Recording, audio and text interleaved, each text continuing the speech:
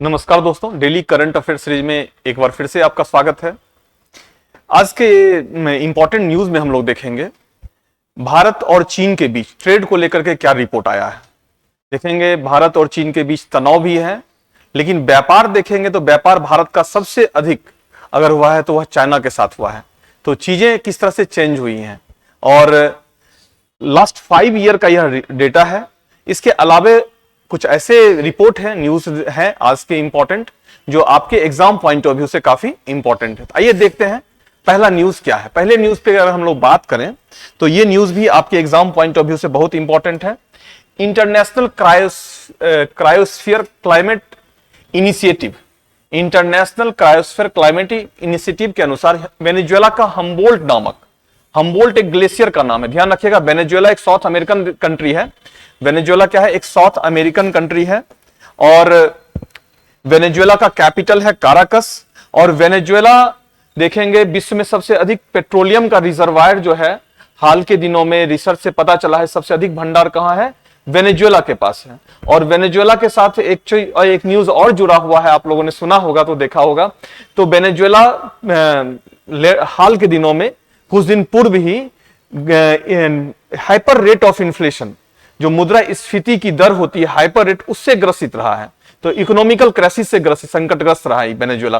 तो वेनेजुएला के साथ जुड़े हुए कुछ और चीजें भी इंपॉर्टेंट है। और वेनेजुएला में एक और इंपॉर्टेंट न्यूज है आज का, जिसमें एकमात्र ग्लेशियर हम्बोल्ट ग्लेशियर है वेनेजुएला का, जिसका आकार इतना सिकुड़ गया है कि अब ग्लेशियर के जो पैरामीटर होते हैं, मानदंड है, उसको पूरा नहीं कर पा रहा। तो यहां पे हम्बोल्ट भी आपके लिए इंपॉर्टेंट है। हम्बोल्ट साउथ अमेरिका का सबसे अधिक स्टडी किसने किया है, अध्ययन किया है?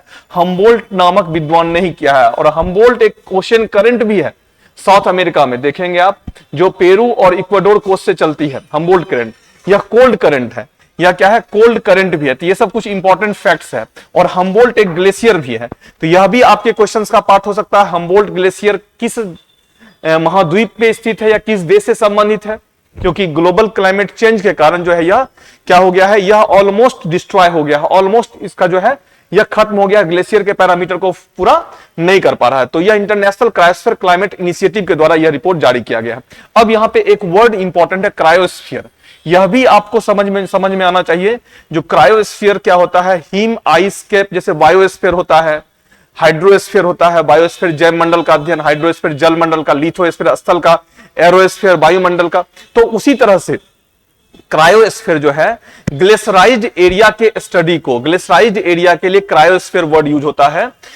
अगर हिम टोपी है आइस कैप्स है, जैसे हिमालय के जो ग्लेशियर्स हैं, उसके लिए क्रायोस्फीयर वर्ड यूज होता है। उत्तर पोल और दक्षिणी पोल के जो हिम ग्लेशियराइज्ड एरिया है, हिम से आच्छादित क्षेत्र है, उसके लिए क्रायोस्फीयर वर्ड यूज होता है। यह एक हिम के लिए यूज होने वाला वर्ड है क्रायोस्फीयर, ठीक है। तो इंपॉर्टेंट है, क्रायोस्फीयर क्लाइमेट इनिशिएटिव एक ऑर्गेनाइजेशन है जिसने अपने रिपोर्ट में कहा है हम्बोल्ट ग्लेशियर जो वेनेजुएला में स्थित है वह लॉस हो रहा है, वह खत्म हो रहा है, ठीक है। तो इंपॉर्टेंट है फिर इंटरनेशनल क्रायोस्फीयर क्लाइमेट इनिशिएटिव करता क्या है? तो यह बेसिकली क्रायोस्फीयर मींस हिम के क्षेत्र के संरक्षण हेतु कार्य करने वाली विशेषज्ञों एवं शोधकर्ताओं का एक नेटवर्क है। यह क्या है? एक पैनल है रिसर्चर्स का, जो क्या करता है? हिम के क्षेत्र का ही अध्ययन करता है, यही क्रायोस्फीयर है। तो इंपॉर्टेंट न्यूज है आपके एग्जाम पॉइंट ऑफ व्यू से, इसको आप देख लेंगे, इसको तैयार कर लेंगे। एटलस पे भी, मैप पे भी जरूर वेनेजुएला का लोकेशन देख लें। वेनेजुएला के बहुत सारे फैक्ट्स है, जैसे वेनेजुएला में उष्णकटिबंधीय घास के मैदान होते हैं, उसका नाम है लानोस। वेनेजुएला में एक ट्रॉपिकल ग्रासलैंड होता है जिसका नाम होता है लानोस। फिर वेनेजुएला में एक वाटरफॉल है जिसका नाम है एंजोल, विश्व का सबसे ऊंचा वाटरफॉल है। तो इस तरह से की चीजें जो है आपके एग्जाम पॉइंट ऑफ व्यू से इंपॉर्टेंट है। चलिए नेक्स्ट न्यूज की हम लोग बढ़ते हैं। नेक्स्ट न्यूज क्या कहता है? ड्रग्स और अपराध पर संयुक्त राष्ट्र कार्यालय ने विश्व वन्यजीव अपराध रिपोर्ट 2024 जारी किया है। अब इस रिपोर्ट में क्या क्या चीजें कही गई हैं? तो इस रिपोर्ट में निम्न बातें कही हैं। 2015 से 2021 के दौरान अवैध व्यापार, जो इलीगल ट्रेड हुआ है में, जो एनिमल्स और प्लांट्स के जो इलीगल ट्रेड हुए हैं, जानवरों और जीवों में गेंडे और पादपों में देवदार सबसे अधिक प्रभावित होने वाली प्रजातियां नहीं। गेंडा का और देवदार का इसमें देखेंगे। Among animals rhinoceros and among plants cedar were the most affected species in terms of illegal trade during 15 to 21। पिछले 5 साल में सबसे अधिक ट्रेड किसका हुआ है? गेंडे का हुआ है और देवदार प्लांट का हुआ है। तो यह इंपॉर्टेंट न्यूज है। किसने रिपोर्ट जारी किया है? ड्रग्स और अपराध पर संयुक्त राष्ट्र कार्यालय, ने यूनाइटेड नेशन के ऑफिस ने विश्व वन्यजीव अपराध रिपोर्ट 2024 के अनुसार यह चीजें दी गई है। इसमें आपको जो एनिमल्स है उस एनिमल्स के नाम को याद रखना है, प्लांट के नाम को याद रखना है। फिर इसमें और क्या कहा गया है, वन्य जीवों के अवैध व्यापार के तहत जीवों की जब्ती 2015-19 तक 2020-21 में इसमें गिरावट आई है। मींस अवैध व्यापार हुआ है, इलीगल ट्रेड हुआ है, लेकिन जो रिकवरी हो रहा था उसमें क्या हुई है, गिरावट हुई है। यह भी इस रिपोर्ट में कहा गया। तो यह न्यूज भी हमारे लिए इंपॉर्टेंट है क्योंकि यह बायोडायवर्सिटी से संबंधित था तो इंपॉर्टेंट होगा। फिर तीसरा न्यूज बहुत इंपॉर्टेंट है जो मैंने बोला था, भारत और चीन के बीच व्यापार। यह इकोनॉमिक्स से जुड़ा हुआ न्यूज है और अब इस तीनों ही न्यूज में अभी जो लास्ट दो न्यूज हमने देखा है उसमें यह न्यूज जो है VVI न्यूज की कैटेगरी में आएगा, वेरी वेरी इंपॉर्टेंट न्यूज की कैटेगरी में आएगा क्योंकि चीजें बदली है। 2024 में चीन भारत का सबसे व्यापारिक भागीदार बन गया है, जबकि 2022-23 में यूएसए भारत का सबसे बड़ा व्यापारिक भागीदार था। जो ट्रेड पार्टनर था 2022-23 में कौन था, यूनाइटेड स्टेट ऑफ अमेरिका था, और जो बदल के 2024 में क्या हो गया, चीन हो गया। समझिएगा चीजों को। किसने यह रिपोर्ट जारी किया है, ग्लोबल ट्रेड रिसर्च इनिशिएटिव नामक थिंक टैंक के अनुसार किसने जारी किया है, GTRI global trade research initiative के द्वारा यह रिपोर्ट जारी किया गया। बस 2024 में चीन के साथ भारत का जो बायलेटरल ट्रेड हुआ है, द्विपक्षीय व्यापार हुआ है, 118.4 बिलियन डॉलर तक पहुंच गया है। कितना पहुंच गया है, 118.4 billion dollar bilateral trade Bharat का 2024 में पहुंच गया है। किसने कहा है, ग्लोबल ट्रेड रिसर्च इनिशिएटिव ने। अब समझिएगा चीजों को, भारत और चीन के बीच सीमा विवाद है, तनाव है, और तनाव के बावजूद जो है भारत और चीन के बीच होने वाले व्यापार में कोई कमी नहीं आई है। इनफैक्ट व्यापार क्या हो गया है, ट्रेड जो है वह बढ़ा ही है। जो यूएसए भारत का सबसे बड़ा ट्रेड पार्टनर हुआ करता 2022-23 में, उसको रिप्लेस करके क्या हो गया है, अब चीन हो गया है। तो इसमें याद रखिएगा 2022-23 में यूएसए था और 2024 में कौन हो गया है, चीन हो गया है। अगर क्वेश्चन में पूछता 2022-23 तो चीन नहीं मारना है, 2022-23 का अगर डेटा पूछता है तो हमको यूएसए देना है, और 2024 का डेटा देता है और साथ ही साथ किसके द्वारा दिया गया है, ग्लोबल ट्रेड रिसर्च इनिशिएटिव के द्वारा, तो हमें क्या देना है, चीन देना है।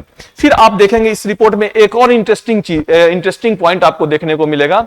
इसमें आपको यह देखने को मिलेगा, जो यह ट्रेड जो है, भारत से होने वाले एक्सपोर्ट निर्यात जो है वह कम हुए हैं, और भारत के द्वारा चीन से होने वाले इंपोर्ट आयात में बहुत तेजी से वृद्धि हुई है। तो क्या है यह, इस रिपोर्ट के अनुसार 2019 से वित्त वर्ष 2024 मींस लास्ट 5 ईयर का यह डेटा है, 5 साल का डेटा है, के बीच चीन को भारत से किए जाने वाले निर्यात में 0.6% की मामूली गिरावट दर्ज की गई है। 0.6% की गिरावट हुई है। तो यह गिरावट क्यों हुई है, इसके लिए आप समझेंगे क्योंकि भारत में भी तेजी से डेवलपमेंट हो रहा है। भारत में जो प्रोडक्ट बन रहे हैं वह घरेलू स्तर पे ही यूज हो जा रहे हैं, डोमेस्टिक लेवल पे डिमांड बढ़ गया है, जिस कारण से भारत में क्या हो रहा है, इंपोर्ट उसका क्या, एक्सपोर्ट क्या हो गया, उसका कम हो गया। तो जिस यह चीन के संदर्भ में 0.6% की मामूली गिरावट हुई है, और भारत के द्वारा आयात में भी तेजी से वृद्धि हुआ है। भारत ने क्या किया है, चीन से होने वाले इसमें जो है जो भारत के द्वारा जो आयात किया जाता है उस आयात में मोर देन 40% तक इंक्रीज किया है। डेटा यहां पे नहीं है लेकिन आप देखेंगे मोर देन 40% यह जो आयात है वह क्या हुआ है, वह इंक्रीज किया है। तो यह देखेंगे आयात इंक्रीज करने के पीछे फ्रॉम द चाइना रीजन है, भारत में तेजी से डेवलपमेंट हो रहा है। जो इंफॉर्मेशन टेक्नोलॉजी से संबंधित आइटम्स हैं और बहुत सारी चीजें, इलेक्ट्रॉनिक गुड्स हैं, वो उन सब चीजों का क्या हो रहा है, तेजी से हमारे यहाँ यूज हो रहा है, कंजम्पशन बढ़ गया है, जिस कारण से चीन से ऐसे प्रोडक्ट के आयात में क्या हो गई है, वृद्धि हो गई है। साथ ही साथ हमारे यहाँ startup India, make in India, stand up India के लिए भी बहुत सारे आइटम्स चाहिए होता है जो कि इंपोर्टेड आइटम्स। हालांकि ये जो है ये आने वाले दिनों में भारत के आयात को कम करेगा, लेकिन जो है अभी इसके लिए कुछ मशीनरी चाहिए होता है, कुछ कैपिटल गुड्स चाहिए होता है, उसके लिए भारत किस पे निर्भर है, वह आयात पर ही निर्भर है। इसलिए भारत का चीन से होने वाले आयात में वृद्धि हुई है और निर्यात में क्या हुई है, कमी हुई है। इस स्टेटमेंट को जरूर आप ध्यान रखेंगे, बहुत इंपॉर्टेंट है यह। चलिए क्वेश्चन नेक्स्ट न्यूज की ओर हम लोग बढ़ते हैं। नेक्स्ट न्यूज क्या कहता है, मार्च 2024 में CO2 का वैश्विक औसत सांद्रता, जो वर्ल्ड एवरेज कंसंट्रेशन है CO2 का, 2023 की तुलना में 4.7 पार्ट्स पर मिलियन PPM में मेजर होता क्या आता है, अधिक था। यह ध्यान रखिएगा, अधिक रिकॉर्ड किया गया है। और यह किलिंग कर्व, एक वर्ड यूज कर रहा हूं मैं, किलिंग कर्व। किलिंग कर्व कुछ है नहीं, एक साइंटिस्ट थे उनके नाम पर, चार्ल्स डेविड किलिंग के नाम पर रखा गया। एक लेबोरेटरी है, रिसर्च सेंटर है, उसका नाम रखा गया है किलिंग कर्व। जो किलिंग कर्व किसके नाम पे, एक साइंटिस्ट के नाम पे रखा गया, और किलिंग कर्व में उच्च वृद्धि मींस, किलिंग कर्व मींस जो कार्बन डाइऑक्साइड की इमिशन का जो रेट है उसमें बहुत हाई इसमें दिखाया गया है। इसमें फिर क्या है, अब यह किलिंग कर्व रिसर्च इंस्टीट्यूशन कहां पे है, यह मोना लोआ वेधशाला से है, जो CO2 की सांद्रता को रिकॉर्ड करता है। मोना लोआ ज्वालामुखी है, और मोना लोआ ज्वालामुखी क्षेत्र में यह killing curve research centre established है, जो क्या करता है, एटमॉस्फेयर में होने वाले CO2 की मात्रा को मेजर करता है। और 2023 की तुलना में 2024 में 4.7 ppm की इसमें क्या हुई है, वृद्धि हुई है। तो यह भी आप यहां पे ध्यान रखेंगे, आपके एग्जाम पॉइंट ऑफ व्यू से इंपॉर्टेंट है। नेक्स्ट न्यूज की हम लोग बढ़ते हैं। महाराष्ट्र में पेंच टाइगर रिजर्व, यह इंपॉर्टेंट है। पेंच टाइगर रिजर्व कहां है, यह महाराष्ट्र में स्थित है। लेपर्ड कैट को प्रथम बार देखा गया। एक कैट है जो लेपर्ड जैसा होता है, उसको फर्स्ट टाइम देखा गया कहां पे, पेंच टाइगर रिजर्व महाराष्ट्र में देखा गया है। जंगल में रहने वाली यह बिल्ली फेलिडे कुल से संबंधित है। इसका कौन सा कुल है, कौन सा यह belong to the family Felidae family, which is of leopard colour, जो किस कलर का होता है, लियोपार्ड तेंदुए के रंग का होता है। और इंपॉर्टेंट है, IUCN के द्वारा, international union for conservation of nature के द्वारा इसको संरक्षित जीव की श्रेणी में रखा गया है। तो IUCN के द्वारा चूंकि संरक्षित जीव की श्रेणी में रखा गया है, और पेंच जो है, पेंच टाइगर रिजर्व क्षेत्र में पहली बार यह देखा गया है, तो हमारे लिए इंपॉर्टेंट होगा पेंच टाइगर रिजर्व कहां लोकेट है, तो महाराष्ट्र में है। और चूंकि किस एनिमल को देखा गया है, और जिस एनिमल को देखा गया वो IUCN के द्वारा प्रोटेक्टेड है, इसलिए भी यह इंपॉर्टेंट है हमारे लिए। चलिए नेक्स्ट न्यूज के साथ, इस न्यूज के साथ ही आज का हमारा इंपॉर्टेंट डेली न्यूज एनालिसिस क्या होता है, कंप्लीट होता है।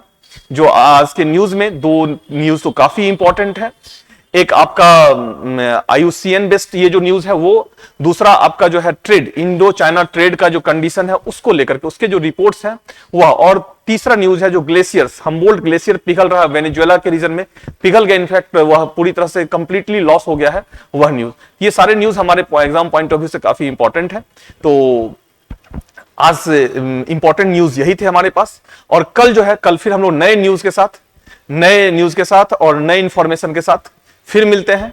Thank you, thanks a lot all of you.